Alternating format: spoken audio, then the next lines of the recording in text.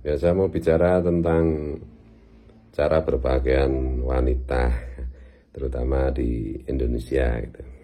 Terutama sejak zaman Islam sampai sekarang, yaitu tentang kemben dan jilbab, wes. Jadi sebelum itu saya akan mulai dengan background sejarah, gitu, bahwa pada zaman Rasulullah itu budak perempuan itu auratnya itu adalah pusar, udel sampai dengkul, gitu. Jadi seorang budak perempuan kalau pakai kain nutup dari wudel sampai dengkul itu udah bisa sholat. Kalau budak laki-laki yang penting nggak kelihatan kemaluannya, gitu. Kalau orang merdeka kalau sholat auratnya kalau sholat itu, kalau pas sholat itu perempuan selain wajah, telapak tangan, telapak kaki itu harus ditutup kain, gitu. Nah, di Nusantara Islam itu menjadi mayoritas setelah dakwahnya terutama Wali Songo. Nah, dari Wali Songo itu pula nanti kolaborasi atau pernikahan antara keturunan dzurriyyat Sayyidina Hasan dan Sayyidina Husain dengan pribumi seperti contohnya Raja Demak pertama Raden Patah itu, dan juga Sunan Kalijogo itu misalnya. Itu melahirkan banyak kerajaan Islam, termasuk juga di Kalimantan, di Ternate, di Tidore, di Sumatera juga ada Samudra Pasai, ada kerajaan Aceh dan lain-lain. Nah, yang menarik para perempuannya itu yang telah berhasil mengislamkan Nusantara itu pakaiannya bahkan permaisuri sekalipun itu hanya memakai kemben. Jadi kemben itu cuma pakai kain yang menutup sampai dada begini, sampai dada begini. Jadi yang bagian atas ini kelihatan, gitu. Jadi dada kain ditutup menutup mulai dada sampai kaki itu. Dan ya, saya jadi ingat di dalam ayat Al-Qur'an mengenai jilbab itu kan pada intinya pokoknya itu yang paling unsur terpentingnya itu adalah tidak menonjol, menutup dengan kain, menutup payudara dengan kain supaya tidak menonjol, supaya tidak merangsang lawan jenis. Pesan yang paling inti gitu, yang paling tidak bisa ditawarkan gitu. Ya, tentu kemudian mengenai furungiyahnya, detailnya, rantingnya itu nanti beda-beda pendapat kan ulama itu, apakah perempuan itu harus menutup semua atau cukup yang penting tidak menonjolkan payudara dan di bawahnya gitu, atau termasuk rambut segala macam baik di dalam sholat maupun di luar sholat terutama gitu ya. Di dalam sholat kan sudah standar itu. Kemudian kalau kita kembali ke era kemben ya, perempuan-perempuan Indonesia pada zaman agak dulu gitu, ketika Islam masuk itu kan pakai kemben, dan di situ kita melihat bahwa pertumbuhan Islam itu begitu pesat sehingga sampai hari ini kita mewarisi Islam di Indonesia itu mayoritas gitu loh. Mayoritas. Jadi dengan kemben itu membuat orang Islam faktanya itu bisa dianut oleh mayoritas orang Indonesia. Bahkan di dalam salah satu data itu sebelum terjadinya G30 SPKI itu Islam di Indonesia kan sampai 90% lebih gitu ya. Nah, ketika ada G30 SPKI gitu, karena banyak keluarga atau simpatisan atau terduga simpatisan PKI itu nyatanya beragama Islam, ketika mereka disakiti oleh kelompok Islam yang dalam tanda petik itu diadu domba oleh sang perekayasa itu, orang-orang PKI itu akhirnya murtad gitu, kecewa dengan sesama orang Islam, keluar aja sekalian dari Islam. Gus Dur pernah ngomong ini di dalam salah satu wawancara dengan wartawan asing dalam bahasa Inggris itu. Nanti di YouTube ada itu, bagaimana migrasi terjadi kemurtadan yang lumayan besar dari Islam ke non-Islam, terutama ke Nasrani pasca G30 SPKI. Nah, kemudian mulai tahun 80-an awal itu mulai ada pengaruh dakwah Salafi Wahabi masuk Indonesia dan seterusnya sehingga sampai muncullah gelombang orang pakai jilbab. Dan sampai hari ini pun mayoritas umat Islam itu sampai punya persepsi bahwa perempuan itu di luar sholat harus pakai jilbab nutup semuanya gitu. Itu mulai tahun 80-an sampai sekarang, sampai segitunya gitu. Kita sering melihat bahwa banyak sekali berita yang mengatakan orang Islam itu murtad. Meskipun ada orang non-Islam menjadi mu'alaf masuk Islam, tapi orang Islam yang murtad juga lebih banyak lagi kan gitu. Nah itu saya jadi iseng membandingkan gitu. Dulu perempuan di Jawa itu atau di Nusantara ini itu cuma pakai kemben, tapi nggak ada orang Islam yang murtad. Kemben tidak membuat murtad, tapi jilbab itu membuat murtad. Nah kalau kita analisa itu begini, kalau secara fikih, secara syar'i ya, Islam dari ukuran zahir gitu, kan pakai jilbab kan lebih sempurna daripada hanya pakai kemben gitu. Tetapi kenyataannya justru terjadi arus pemurtatan, terjadi kemurtatan umat Islam itu justru tidak pada era kemben yang ketika itu secara ukuran syar'i tidak sempurna, tapi justru pada saat jilbab. Nah ini apa itu semuanya itu pada akhirnya kan diukur dari akibat gitu ya, dari akibat yang terlihat, yang konkret, yang nyata gitu ya. Kemben itu tidak pernah menjadi sebab orang menjadi murtad gitu. Justru dengan kemben itu orang Islam, orang Nusantara itu jadi masuk Islam, bahkan hampir sampai 99% dulu itu. Sementara jilbab itu yang lebih sempurna secara zahir itu, kenapa malah justru saat ada jilbab orang Islam banyak yang murtad gitu. Ya karena banyak alasan yang bisa dikemukakan gitu. Tapi pada intinya itu kan kalau kemben itu tidak ada eksklusifisme gitu.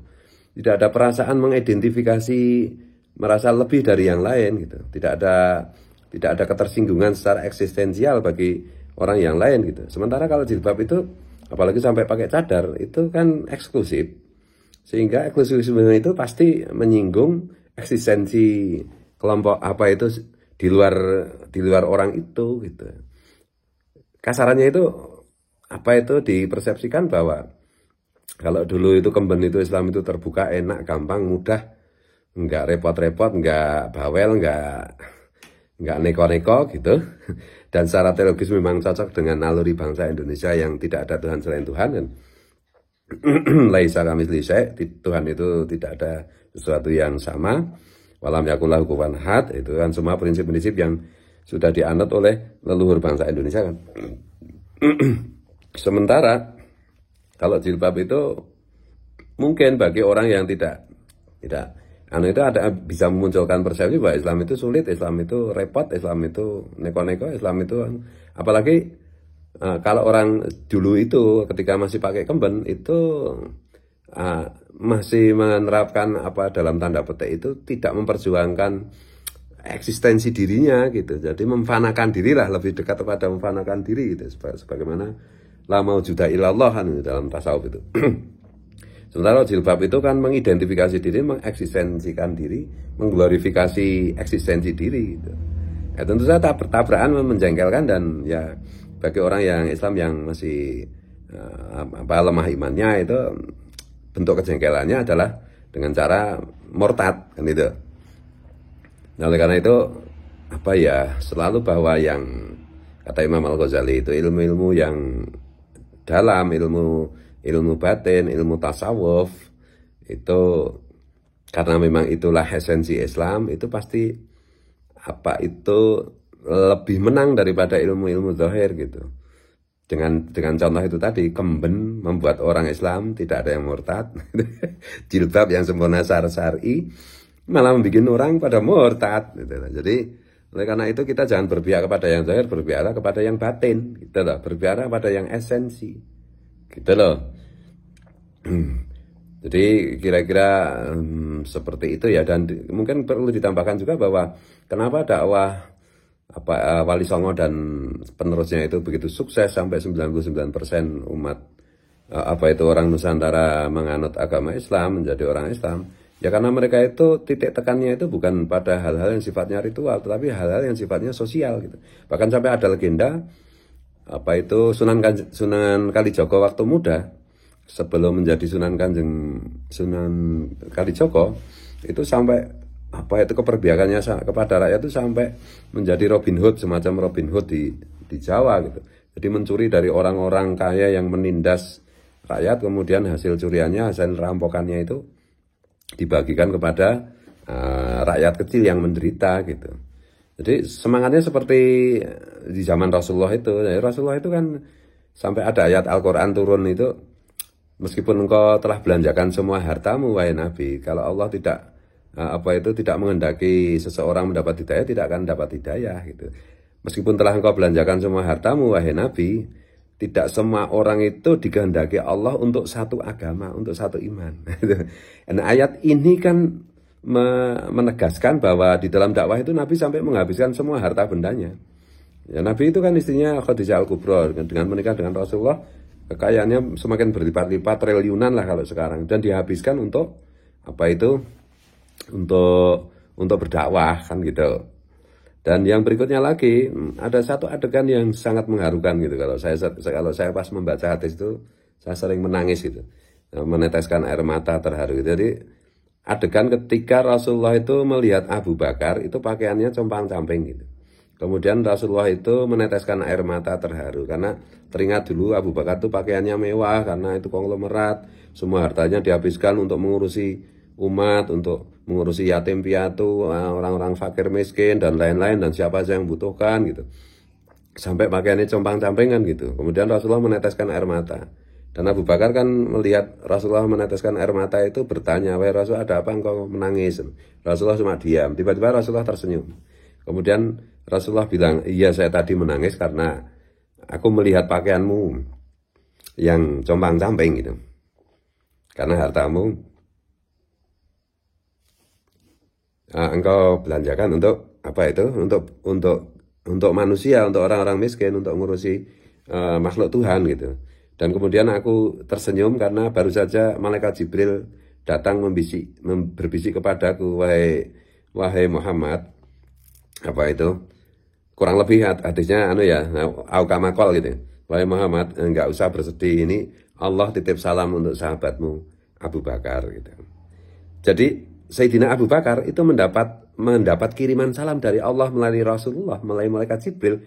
Itu bukan karena sholatnya, bukan karena zikirnya, tapi karena membelanjakan uangnya, untuk mengurusi sesama, gitu loh. Jadi bukan Allah mengirimkan salam untuk Abu Bakar karena rajin membaca Quran, enggak. Karena itu tadi awalnya itu Rasulullah melihat pakaian compang-camping Abu Bakar, dan kemudian Rasulullah mengingat bahwa dulu Abu Bakar itu kaya raya dan sekarang hartanya habis untuk mengurusi sesama, untuk mengurusi manusia. Itu yang menyebabkan, yang menjadi sebab Allah itu mengirimkan salam untuk Abu Bakar. Bukan karena kalau Abu Bakar pas sholat baca Fatihah sampai suaranya bergetar-getar karena menangis, enggak gitu, tapi karena itu tadi ya. Nah, jadi ya mari kita dakwah pertama itu ya, kalau saya itu ya tetap aja dengan berjuanglah di jalan Allah dengan dengan jaitu fisabilillah bi amwalikum wa anfusikum, dengan hartamu, baru dengan dirimu, dengan yang lain-lain kan. Harta dulu, ngurusi yang fakir, yang miskin, yang tertinggal, yang ini gitu loh. Itulah ilmunya Rasulullah, itulah ilmu Abu Bakar, itulah ilmunya sahabat-sahabat Rasulullah yang lain, dan itulah ilmunya Wali Songo gitu loh. Bukan memaksa pakai jilbab macam enggak.